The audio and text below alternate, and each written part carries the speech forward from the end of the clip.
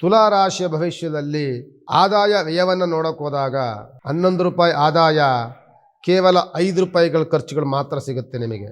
ಈ ತುಲಾ ರಾಶಿಯವರು ರಾಶಿ ಅಧಿಪತಿಯಾದಂಥವನೇ ಶುಕ್ರ ಗ್ರಹ. ನಿಮ್ಮ ಪ್ರಯತ್ನಿಸಿದ ಕೆಲಸಗಳಲ್ಲಿ ಏನನ್ನ ಕೈ ಹಾಕಿದ್ರೂ ಸಹ ನಿಮಗೆ ಲಾಭವೇ. ನಿಮಗೆ ಈ ರಾಶಿಯವರಿಗೆ ಆಧ್ಯಾತ್ಮಿಕ ವಿಚಾರದಲ್ಲಿ ತುಂಬಾ ಆಸಕ್ತರಾಗಿರ್ತೀರಿ. ನೀವು ದೇವರು, ದಿಂಡರು, ಉಪಾಸನೆ, ಪೂಜೆ ಪುನಸ್ಕಾರ, ಹೋಮ ಹವನಾದಿಗಳಿಗೆ ತುಂಬಾ ಬೆಲೆಯನ್ನು ಕೊಡ್ತೀರಿ. ತುಂಬಾ ಅದನ್ನ ಆರಾಧನೆ ಉಪಾಸನೆಗಳನ್ನು ಮಾಡ್ತಿರ್ತೀರಿ.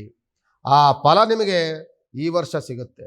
ಹೈನುಗಾರಿಕೆಯಲ್ಲಿ ರೈತಾಪಿ ವರ್ಗದವರಿಗೆ ಉತ್ತಮವಾದಂತಹ ವರ್ಷವಾಗಿ ನಿಮಗೆ ಸಿಗುತ್ತೆ ಈ ವರ್ಷ.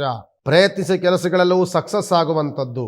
ಹೊರದೇಶಗಳಿಗೆ ಹೋಗುವಂಥ, ಪ್ರಯಾಣ ಮಾಡುವಂಥ ಸುಯೋಗದ ದಿನಗಳು. ಕೆಲಸ ಮಾಡುವಂಥ ಜಾಗದಲ್ಲಿ ಮೇಲಧಿಕಾರಿಗಳಿಂದ ಪ್ರಶಂಸೆಯ ಮಾತುಗಳನ್ನು ಸಿಗುವಂತಹ ವಾತಾವರಣ, ಜೊತೆಯಲ್ಲಿ ಬಡ್ತಿ ಸಿಗುವಂತಹ ವಾತಾವರಣ, ಕೈ ಹಾಕಿಸಗಳಲ್ಲಿ ಲಾಭ ಸಿಗುವಂತಹ ವಾತಾವರಣ, ವ್ಯಾಪಾರ ವ್ಯವಹಾರದಲ್ಲಿ ಉತ್ತಮವಾದಂಥ ಹಣಕಾಸಿನ ಅನುಕೂಲಕರವಾದಂಥ ವಾತಾವರಣ ಇದೆಲ್ಲವೂ ಸಿಗುತ್ತೆ. ಶತ್ರುಬಾಧೆಗಳಿಂದ ವಿಮುಕ್ತರಾಗ್ತೀರಿ.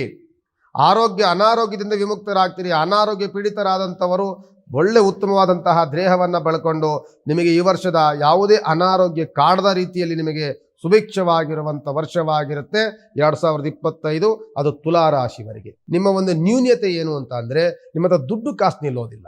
ಏನಕ್ಕೆ ನಿಲ್ಲೋದಿಲ್ಲ ಅಂತಂದರೆ, ಯಾರಾದರೂ ಏನಾರ ಸಹಾಯವನ್ನು ಕೇಳ್ಕೊಂಬಂದರೆ ಅಯ್ಯೋ ಅನ್ನುವಂತಹ ಮನಸ್ಸು ಜಾಸ್ತಿ ನಿಮಗೆ. ಅವ್ರಿಗೆ ನಿಮ್ಮ ಹತ್ರ ಇಲ್ಲ ಅಂದರೂ ಇನ್ನೊಬ್ಬರ ಹತ್ರ ಈಸ್ಕೊಂಡಾದರೂ ಕೊಡ್ತೀರಿ, ತೊಂದರೆಗೆ ಹಾಕೊಳ್ತೀರಿ. ಹಸಿ ಹಾಕೊಂಡು ಕೊನೆಗೆ ಅವನಿಗೆ ಸಾಲ ಕೊಟ್ಟೆ, ನಾನು ಇವನಿಗೆ ಸ್ವಲ್ಪ ಹೆಲ್ಪ್ ಮಾಡಿದೆ, ಅವ್ನು ನನ್ನ ಕಡೆ ಏನೂ ನೋಡ್ತಿಲ್ಲ, ನನಗೆ ಹೆಲ್ಪ್ ಮಾಡಲಿಲ್ಲ, ಅವನು ಕೊಟ್ಟಿದ್ದು ವಾಪಸ್ ದುಡ್ಡು ಕೊಡ್ತಿಲ್ಲ ಅನ್ನುವಂತಹ ಅವಾಗ ಕೊರಗುವಂತಹ ವಾತಾವರಣಗಳನ್ನು ಮಾಡ್ಕೊಳ್ತೀರಿ.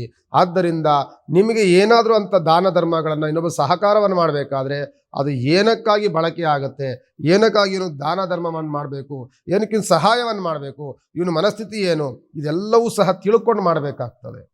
ಇಲ್ಲಾಂದರೆ ಕೈ ಎತ್ತು ಕೊಟ್ಬಿಡೋದು, ಆಮೇಲೆ ಯೋಚನೆ ಮಾಡುವಂಥದ್ದು, ಇದನ್ನು ಮಾಡ್ಕೊಳ್ತೀರಿ. ಅದರ ಬಗ್ಗೆ ಗಮನವನ್ನು ಹರಿಸಿ ಅಂತ ಹೇಳ್ತಾ, ನಿಮ್ಮ ರಾಶಿ ಅಧಿಪತಿ ಬಂದು ಶುಕ್ರ ಗ್ರಹ ಆಗಿರ್ತಾರೆ.